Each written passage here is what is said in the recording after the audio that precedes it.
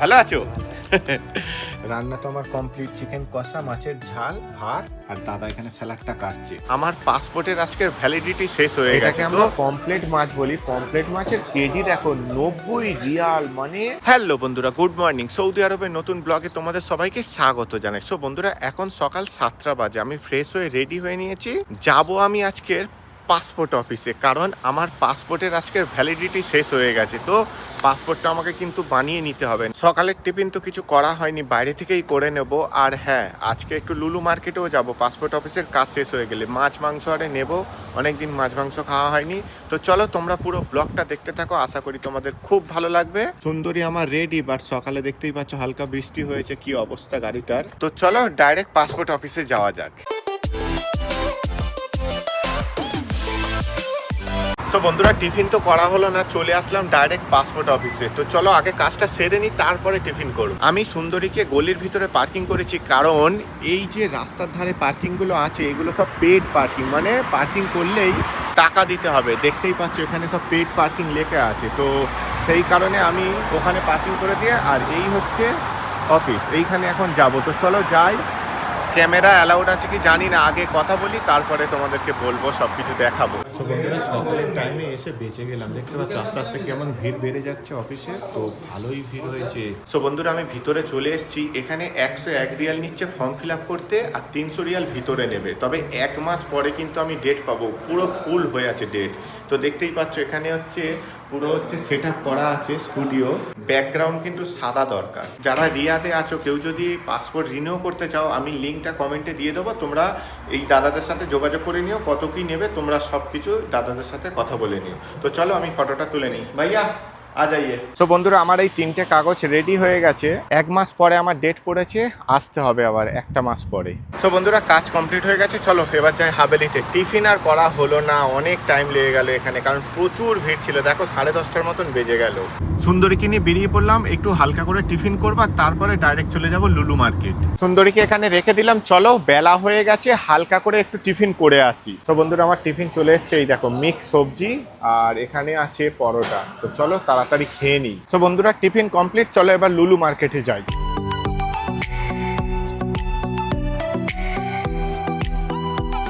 So বন্ধুরা, ওই হচ্ছে লুলু মার্কেট। আমি কিন্তু গাড়িটা ভিতরে পার্কিং করব না, আজকের বাইরে পার্কিং করে দিই। তো বন্ধুরা, ওই হচ্ছে আমার সুন্দরী, ওখানে পার্কিং করে দিয়েছি। দেখতেই পাচ্ছ এই সাইডে এখন কিন্তু গাড়ি নেই। তো চলো লুলু মার্কেটের ভিতরে যাই, গিয়ে মাছ মাংসটা নিয়ে চলে আসি। এইখান থেকে একটা ছোট ট্রলি নিয়ে নিই, কারণ বড় ট্রলি নেওয়ার দরকার নেই, আমি তো অল্প করে জিনিস নেব। এখানে যদি রুই কাতলা পাওয়া যেত তাহলে তো ভালো হতো, বাট এইসব মাছ তো নেই, যা হবে নদীর মাছ। তো চলো নদীর মাছই নেব। দেখতেই পাচ্ছ হাঁটতে হাঁটতে কিন্তু আমি মাছের বাজারের কাছে চলে এসেছি। এই হচ্ছে মাছের মার্কেট, লুলু মার্কেটে। দেখি এখানে কি মাছ ভালো পাওয়া যায়, এখান থেকে একটা মাছ নেব। এটাকে আমরা পমফ্লেট মাছ বলি। পমফ্লেট মাছের কেজি দেখো 90 রিয়াল, মানে আমাদের দেশের টাকায় 2000 টাকা কেজি পড়ছে পমফ্লেট মাছ। সাদিক জি ভাদা তেলাপিয়া হাদা ফি হাদা কই সেম সেম জি ভাদা ওয়াইড হাব্বা। তো বন্ধুরা, 1 পিস তেলাপিয়া মাছ নিয়েছি, নদীর মাছ আছে, খাবার ইচ্ছা হচ্ছে না, তো আমি 2 পিস করে দেওয়ার কথা বললাম। 1 পিস আমি খাবার, 1 পিস হচ্ছে বন্ধুকে দেবো। তো এটার দাম পড়লো 14 রিয়াল। ওই 1 পিস মাছ আমাদের দেশের টাকায় প্রায় 300 টাকার উপরে পড়লো। তো চলো দাদাকে বললাম যে 2 পিস করে দিতে, দাদা বললো যে 3 পিস করে নাও, অনেকটা বড়। ওখানে ক্লিন করছে, আমি এবার মাংসটা গিয়ে নিই। কেন ভিডিও বানাচ্ছিলাম, দাদা দূর থেকে বলছে ও দাদা। দাদা কোথায় বাড়ি? বাংলাদেশে। কোথায়? ও ব্রাহ্মণবাড়িয়াতে। ভালো আছেন? দাদা আমাকে দূর থেকে ডাকছে ও দাদা। আমি বুঝতে পেরেছি যে ভিডিও দেখেন, ভালো লাগে ভিডিও। বলছে অনেক সুন্দর লাগে। হ্যাঁ, তো দাদার বাড়ি হচ্ছে বাংলাদেশের ব্রাহ্মণবাড়িয়াতে। বলছে দাদা তোমার সাথে কথা বলে এত ভালো লাগলো। তো চলো এবার মাংসটা নিয়ে নিই। মাংস তো নিতে গিয়ে দেখি দাদা ডাকছিল। তো বন্ধুরা, আমি এখান থেকে একটা চিকেনের প্যাকেট নিয়ে নিই। দেখতেই পাচ্ছ এটা কিন্তু মিক্স পার্ট, মানে পিস করা আছে। তো আমি রুমে গিয়ে আবার একটু পিস করতে হবে, বড় বড় পিস করা আছে। তো এই একটা 800 গ্রাম, মানে এই 1 কেজির মতন, এই একটা নিয়ে নিলাম, আর ওই মাছ। চলো এবার দেখি মাছটা আমার পিস করা হয়েছে কিনা। এই প্যাকেটটা দিই, বলি হয়েছে কিনা, দেখবে, দেখে দেবে। তো বন্ধুরা, দেখতেই পাচ্ছ আমার কিন্তু মাছ পিস করা হয়ে গেছে। এই দেখো, আজকে এটাকে ভালো করে রান্না করতে হবে। তো চলো তাড়াতাড়ি ক্যাশ কাউন্টার থেকে বিল করে রুমে যাই। ওইদিকে কিন্তু কাউন্টার আছে, আমি কিন্তু কাউন্টারে যাব না, আমি এখান থেকে সেলফ কাউন্টার থেকে বিলটা করে নেব। এইখান থেকে করলে আমাকে নিজেকেই সব কিছু করতে হবে, এখানে স্ক্যান করতে হবে, টাকা দিতে হবে, সব নিজেকেই। এই যে একটা আইটেম স্ক্যান করে দিলাম, আর এই দেখো এই একটা আইটেম স্ক্যান করে দিলাম, তো টোটাল আমার 26 রিয়াল হয়েছে। চলো টাকাটা পেমেন্ট করে দিই। তো বন্ধুরা দেখতেই পাচ্ছ আমার কিন্তু পেমেন্টের অপশান চলে এসছে। আমার এই 26 রিয়ালের মতন পড়লো মাছ আর মাংসটা। তো আমাদের দেশের টাকায় প্রায় 600 টাকার মতন পড়ে গেল এই মাছ মাংসটা। তো বন্ধুরা মাছ আর মাংস তো নিয়ে নিয়েছি, নিয়ে বেরিয়ে পড়েছি। চলো গাড়ির কাছে যাচ্ছি, নিয়ে সোজা রুমে বেরিয়ে যাবো। তো বন্ধুরা টোটাল কাজ কমপ্লিট করে চলে এলাম আমার রুমে। সকালের টিফিন তো কিছু করে যায়নি, আমার কাছে কিন্তু চিড়ে আছে, তো চিড়ে আর টক দই খাবো সকালের টিফিনে, কারণ মাছ মাংস হচ্ছে সারাদিন খাবো, বুঝতেই পারছো। তো পেটটাকে সকালের টাইমে একটু ঠান্ডা রাখতে হবে। তো চলো রুমে গিয়ে গেঞ্জিটা চেঞ্জ করবো, যেহেতু সাদা গেঞ্জি, এটা চেঞ্জ করে তারপর রান্না বান্না শুরু করব। তো বন্ধুরা এই হচ্ছে আমার 3 পিস মাছ লুলু মার্কেট থেকে যেটা নিয়ে এসেছি, 14 রিয়াল পড়েছে। এটা কিন্তু ইন্ডিয়ার টাকায় প্রায় 300 টাকার কাছাকাছি পড়লো।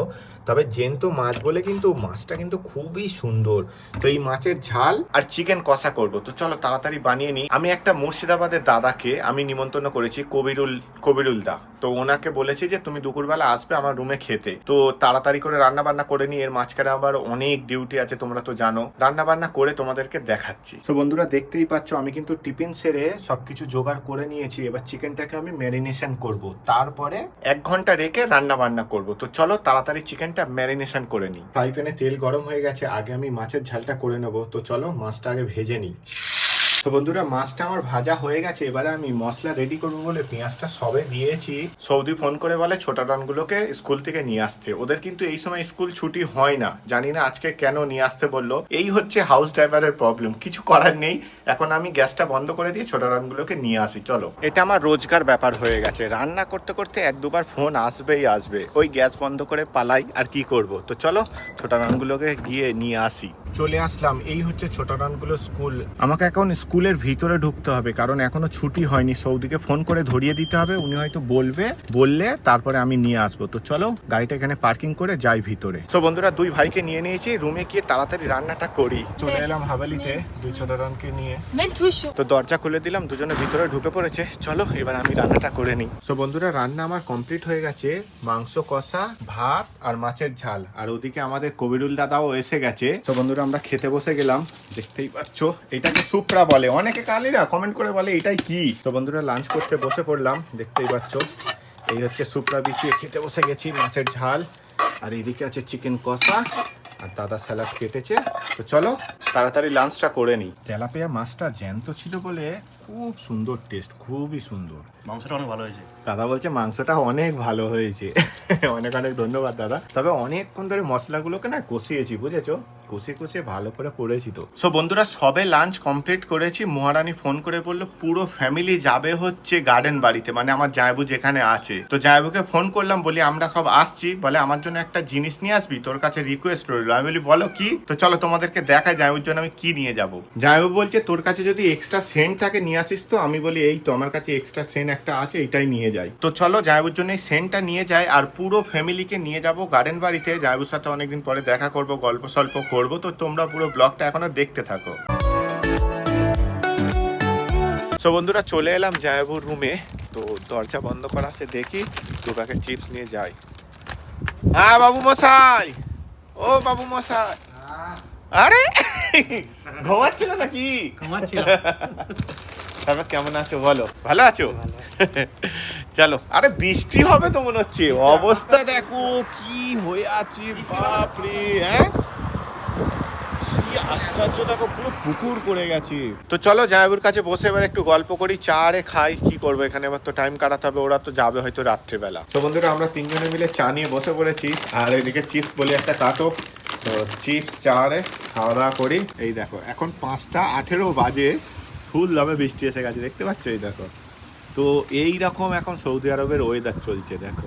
সো বন্ধুরা এখন 8টার মতন বাজে, গুন্ডারে সব এসছিল, ওরা সব মহারানীকারে নিয়ে চলে গেছে। আমি এখন সিঙ্গেল, মানে একাই চলে যাব রুমে। আচ্ছা জায়ুকে নিয়ে যাচ্ছে ওই পারের গেটে ছেড়ে দেবো বলে, কারণ প্রচুর বৃষ্টি হচ্ছে, দেখবে এই দেখো বৃষ্টি হচ্ছে। ওই পারে এখন হেঁটে হেঁটে যাবে, বৃষ্টিতে ভিজে যাবে। তো চলো এখন রুমে চলে যাই, রাতের ডিনারটা আর তো করা হলো না একসাথে, কিছু করার নেই।